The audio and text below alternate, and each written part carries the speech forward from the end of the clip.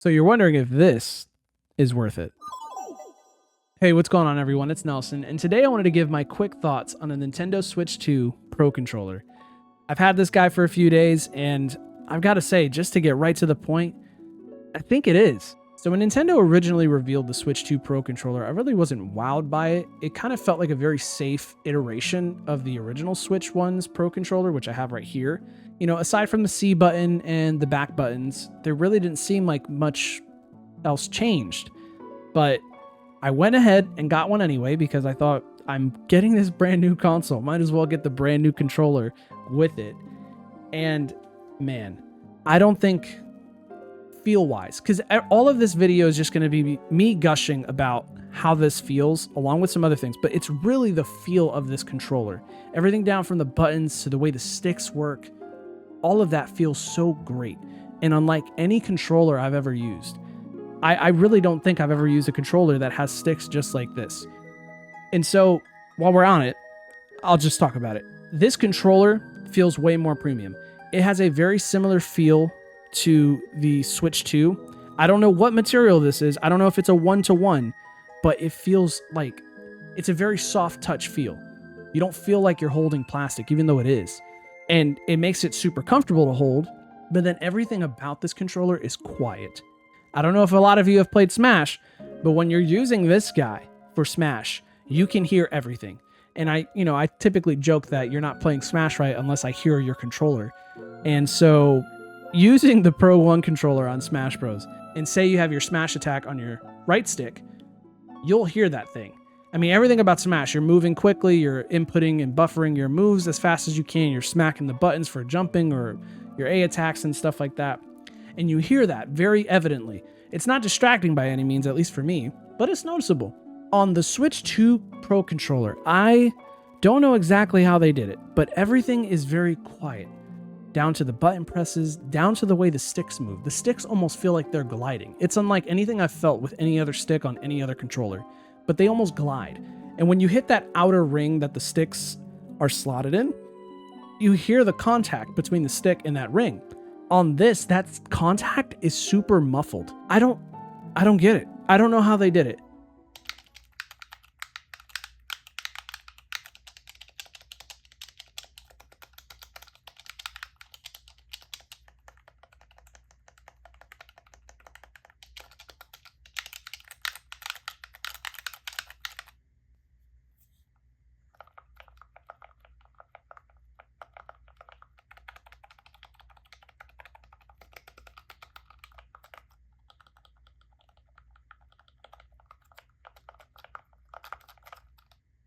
But it feels like you're just coasting on air when you're moving that stick.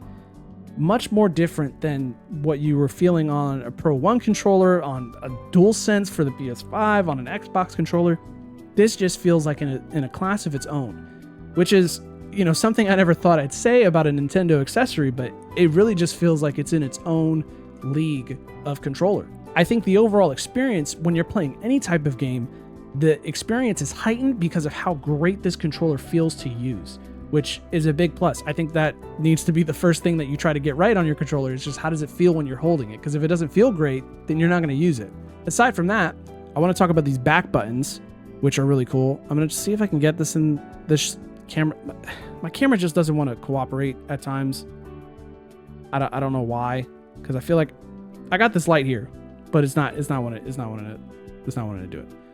I probably gotta keep it over here and then like zoom in. Like I got bangs. Anyway, these back buttons are really sick. So typically on controllers like this that offer a back button, they typically have a profile switcher. Something indicated normally in the middle of the controller that you can switch maybe at maximum 3 different profiles that are loaded onto the controller. So I'm thinking Xbox Elite Series 2 controller. If you have it, the 8-bit Do Ultimate controller has a profile switcher.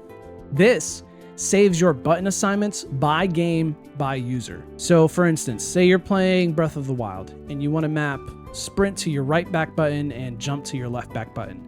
And then you're also going to play Mario Kart World later, which you've assigned your drift button or your drift to your right back button and your item use to your left back button. When you assign the buttons on Breath of the Wild, it will then save that assignment to Breath of the Wild so that anytime in the future when you boot that game up, it will load that specific button assignment that you've placed for the game when you go back to it. But it'll only do it on the account that made the button assignment in the first place. So if you have a second account, they can't hop into Breath of the Wild and expect to have your button assignments on their game. They'll have to make their own. So you hop out of Breath of the Wild, you go up into Mario Kart. Then it will auto change from the Breath of the Wild button assignment to the Mario Kart World button assignment you've made. And you can change those button assignments on the fly by just holding down the home button, and you should see like a button assignment tab where you can then change those assignments on the go. It's super useful because the only time you have to change anything is if you're changing it for the game that you're actively using or assigning assignments for the first time.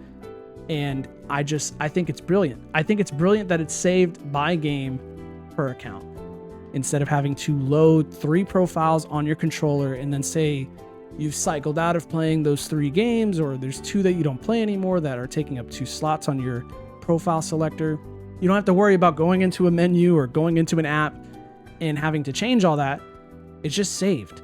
And you only change it if you're just changing the assignments for that game you're playing, which I love it. I love it. It's so nice. This thing is great. This thing is great.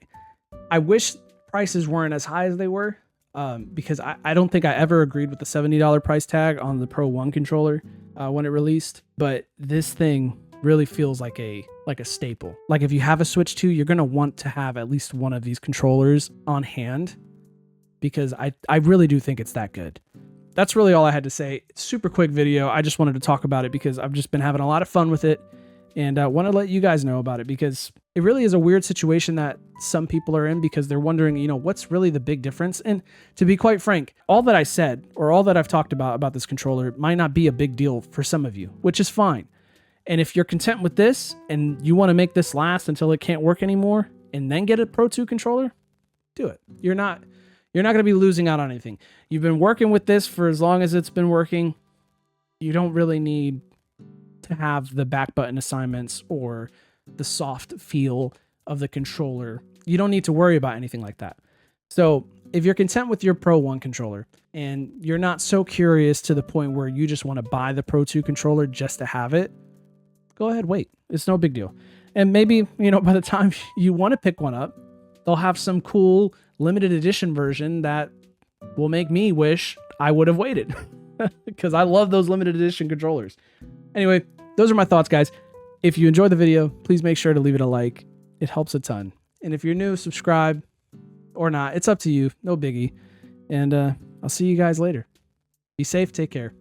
Peace.